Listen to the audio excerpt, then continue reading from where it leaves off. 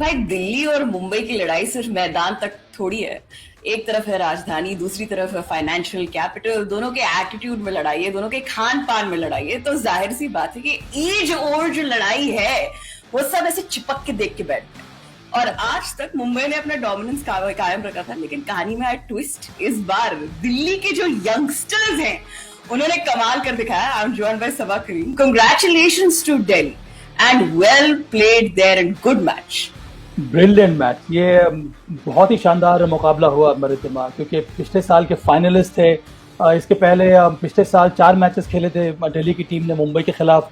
चारों मैचों में उनको शिकस्त देखनी पड़ी थी। तो ये बहुत बड़ा टेस्ट था दिल्ली के लिए, और टेस्ट इस वजह से भी था रिद्धिमा, क्योंकि अगर आपको आईपीएल जीतना है तो आपको बड़ी टीम जैसे मुंबई की जो टीम है उनको हराना होगा।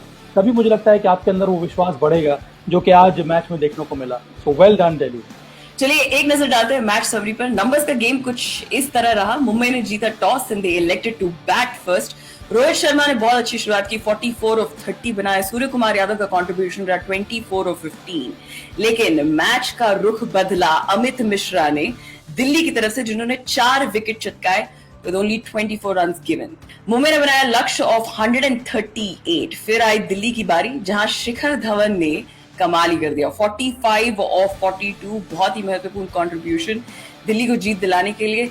स्मिथ का 33 ऑफ 29 और ललित यादव का 22 ऑफ 25, और दिल्ली ने जीता ये मैच बाय 6 विकेट्स। सबा मिश्रा जी ने तो कमाल कर दिखाया। मिश्रा जी मुझे लगता है कि उनको सही तरीके से खिलाया भी गया और सही समय पर इस्तेमाल किया ऋषभ पंत ने, कि जैसे ही उनको लग रहा था कि यहाँ पर विकेट की आवश्यकता है तो मिश्रा जी को लगाया।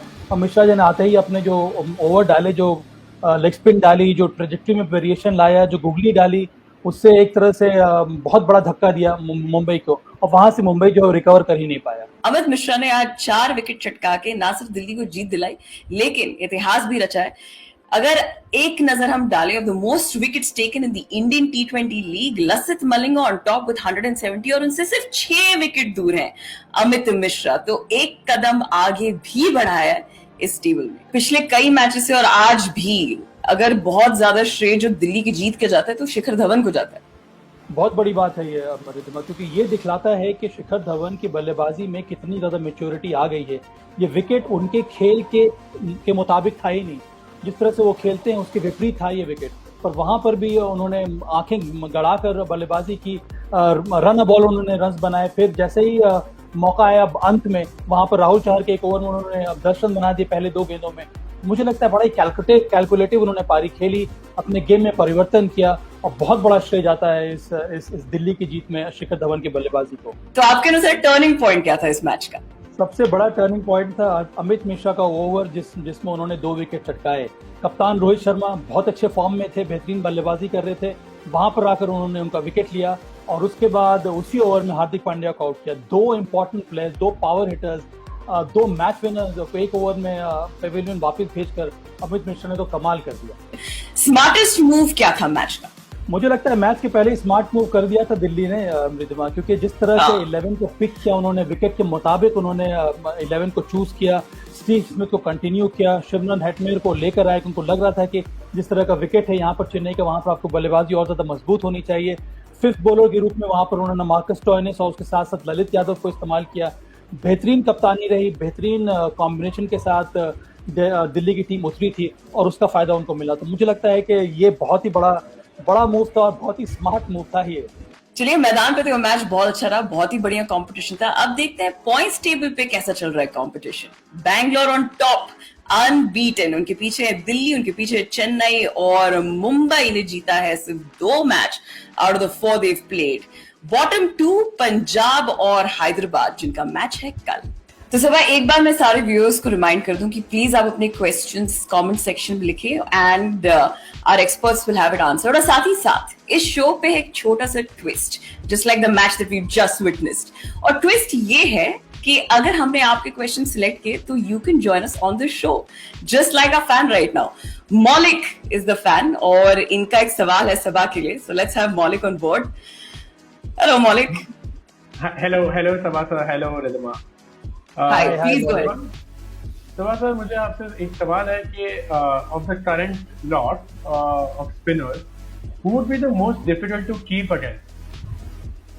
मौलिक, इतने सारे स्पिनर्स है, डिफिकल्ट चॉइस, पर मुझे लगता है कि it has to be Rashid Khan, and there are number of reasons behind this. Number one is his quick arm action, number two is the number of variations he has got.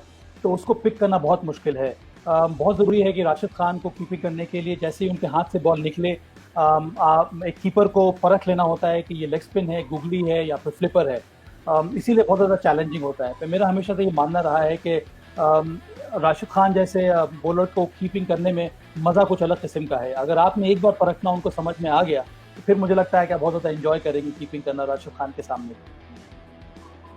Perfect. Well, thank you so much Maulik for the question. Thank you so much Saba sir. इसी के साथ चलते हैं हमारे अगले दिन की तरफ, जो कि है डबल धमाका वेंसडे. और पहला मैच है Punjab versus Hyderabad, bottom 2 in the points table, number 7 versus number 8. तो दोनों ही टीमें, आपको मिसिंग लिंक क्या लग रहा है? मुझे लगता है कि हैदराबाद की जो टीम है उसमें बहुत बड़ा मिसिंग लिंक है केन विलियमसन. वो एक ऐसे प्लेयर हैं, विशेष करके जिस तरह के मैचेस हो रहे हैं, जिस तरह के वेन्यू में मैच हो रहे हैं, वहां पर वो पारी को होल्ड करके बल्लेबाजी करते हैं. बहुत ज़्यादा मैच्योरिटी है, अनुभव बहुत ज़्यादा है उनमें. तो वो एक बहुत बड़ा मिसिंग लिंक है उनके लिए. और दूसरी तरफ पंजाब की टीम में मुझे पता नहीं क्या कारण है कि वो रवि बिश्नोई को खिला नहीं रहे. क्योंकि जिस तरह का अगर आप देखेंगे कि लेग स्पिनर्स का बोलबाला रहा है अभी तक इस आईपीएल सीजन में, उनके पास एक मैच विनिंग, एक विकेट टेकिंग लेग स्पिनर है, एक युवा लेग स्पिनर है जिसके पास भरपूर आत्मविश्वास है. उसको पता नहीं क्यों नहीं खिला रहे हैं पंजाब की टीम. तो मुझे लगता है कि पंजाब के लिए वो एक बहुत बड़ा मिसिंग लिंक है. लेकिन अगली मैच की तरफ चलते हैं, जो कि बहुत अच्छा मैच है.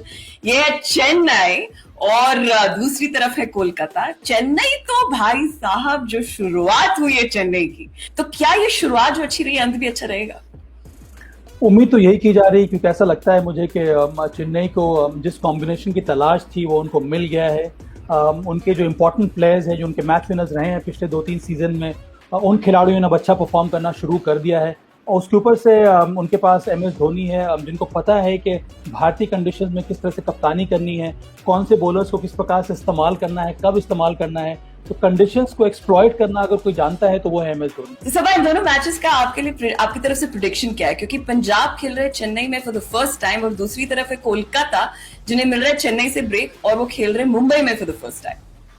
मुझे लगता है कि इस बार पहला जो मुकाबला है वहां पर हैदराबाद को जीतना चाहिए, पर वो तब हो पाएगा अगर वो केन विलियमसन को खिलाएंगे. उनकी बल्लेबाजी मुझे लगता है बहुत ज़्यादा फ्रेजाइल हो गई है. अगर वहां पर वो अपनी बल्लेबाजी को तगड़ी कर लेंगे जिस तरह से आज दिल्ली ने किया है, वो तब मुझे लगता है कि उनका पलड़ा भारी रहेगा पंजाब के विरुद्ध.